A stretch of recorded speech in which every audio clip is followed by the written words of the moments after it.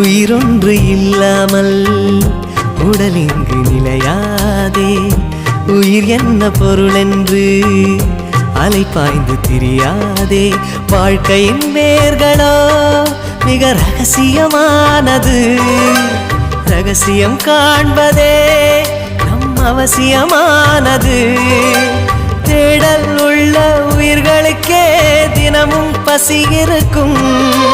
தேடல் என்பது உள்ளவரை வாழ்வில் ருசி இருக்கும்.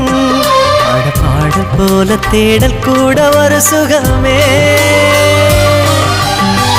இசை பாடி வரும் இளம் காற்றுக்கு உருவமில்லை.